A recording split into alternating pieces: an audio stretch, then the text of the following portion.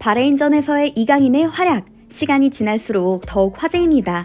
이강인의 멀티골 소식을 가장 먼저 전한 것은 바로 프랑스와 스페인의 언론 르 파리지앵은 이강인의 화려한 멀티골로 출발한 한국의 승리라고 보도했으며, 아스는 파리 생제르맹의 새로운 메시, 이강인이 아시아 축구의 새로운 왕으로 떠올랐다라고 평가했죠. 이 중 아스의 보도 내용을 보면 놀랄 정도로 칭찬이 가득합니다. 이강인이 아시아 축구의 새로운 왕이 됐다. 파리 생제르맹의 신성은 어린 나이에도 불구하고 지금까지는 볼 수 없었던 광기를 불러일으켰다. 손흥민과 함께 이강인은 최고의 득점으로 한국 팬들의 마음을 사로잡았다. 바레인전에서 그가 지나가는 곳마다 수비진은 무너졌고, 이강인은 자신이 최고의 축구 선수임을 증명해냈다. 지팡이를 꺼내 마법을 부리는 것처럼 뛰어난 왼발 슛은 역사상 가장 위대한 선수 메시를 생각나게 한다라고 말이죠. 실제로 지난해 6월 메시가 호주와 평가전에서 터뜨린 득점 장면과 이강인의 바레인전 결승골이 놀랄 만큼 흡사해 화제가 되고 있는 건데요. 이에 미국인들마저 열광 중이라고 합니다. 현재 미국 유튜브 인기 급상승 동영상 15위를 차지하고 있는 바로 이 영상, 이강인의 원더골 장면입니다. 댓글을 보면 열광 그 자체입니다. 대체 얼마나 비슷하길래 그러나 싶어 메시의 득점 장면도 살펴봤는데요.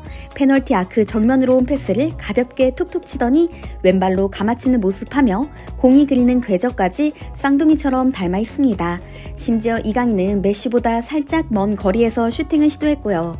축구는 기세라는 표현처럼 메시를 쏙 닮은 이강인의 슛에 바레인은 입을 다물었고, 12분 후 이강인은 추가골까지 터뜨려 승부의 쐐기를 박았죠.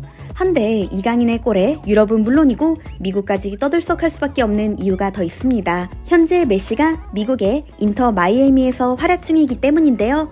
리틀 메시의 등장에 눈길이 갈 수밖에 없었겠죠? 여러분께서도 아시겠지만 파리 생제르맹에서 2시즌을 보낸 후 결별을 선언한 메시는 작년 7월 모두가 예상하지 못한 곳으로 향했습니다. 바로 데이비드 베컴이 구단주로 있는 인터 마이애미였습니다. 당시 메시 영입에 성공한 베컴은 남다른 감회를 표했습니다. 맨유, 레알 마드리드를 거쳐 2007년 불모지나 다름없던 LA 갤럭시에서 선수 경력을 이어갔던 베컴은 미국 리그에 애정을 갖고 있었고 구단까지 창단했죠. 미국 축구를 한 단계 발전시키겠다는 각오로 곤살로 이과인 등 유럽에서 뛰는 슈퍼스타를 차례대로 영입한 베컴. 자신의 꿈이었던 메시까지 데려오는데 성공합니다. 심지어 연봉 5,600억 원을 제안한 알 힐랄, 고향이나 다름없는 바르셀로나마저 제치고 말입니다. 베컴이 제안한 연봉은 알 힐랄의 8분의 1 수준.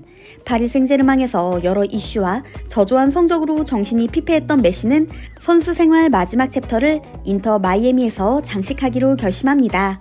애플 TV 등 거대 브랜드와 협업할 수 있는 계약 조건은 물론이고 미국 시장 개척이라는 명분에 마음이 간 것이죠. 미국 프로축구 리그는 즉시 뜨거운 반응을 보냈습니다. 메시의 데뷔전으로 예상되는 경기 입장권 가격이 가장 비싼 자리 기준으로 1만 달러, 약 1,200만 원까지 치솟았고, 야구나 농구 대신 축구 이야기를 하는 사람들이 생겨났죠. 실제로 메시는 이적하자마자 리그 만년 꼴찌 마이애미에 MLS 리그스컵을 선물했고, 팀의 정규리그 순위도 비약적으로 상승했습니다. 리그 우승과는 거리가 멀었지만 입단하고 한 달 만에 팀의 창단 후 첫 트로피를 선물했다는 점에서는 충분히 의미 있는 결과였는데요. 여기서 잠깐! 베컴과 메시 그리고 이강인의 공통점 찾으셨나요? 네, 세 선수 모두 파리 생제르맹 출신이라는 점입니다. 베컴은 미국 매체와 인터뷰에서 지금도 파리 생제르맹 경기를 보느냐는 질문에 자주는 아니지만 경기 순위와 기사 정도는 챙겨본다. 이제는 선수가 아니라 구단주의 입장이기 때문에 선수 영입 기사에 더 눈길을 가는 게 사실이다라고 답하기도 했는데요. 특히 파리 생제르맹이 이번에 영입한 선수들이 재능있고 특색이 있어서 기억에 남는다라고 덧붙이기도 했죠.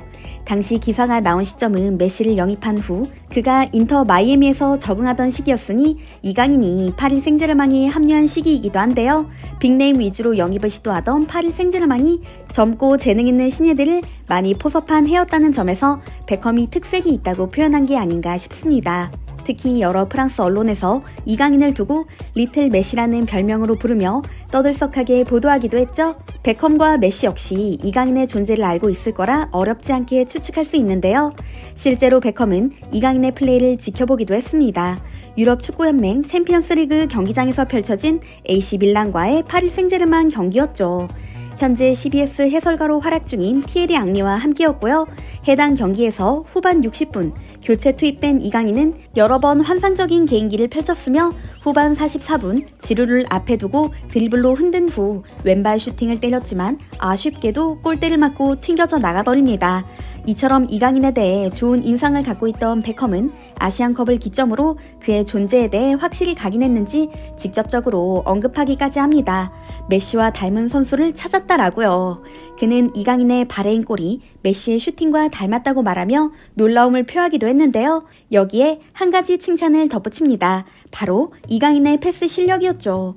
베컴 역시 전성기부터 선수 생활을 마감하기 전까지 패스 마스터로 불리며 환상적인 실력을 자랑했는데요. 그럼 그마저 이강인을 두고 슛과 패스 모든 것을 갖춘 월드 클래스의 선수인 것 같다고 인정한 것입니다.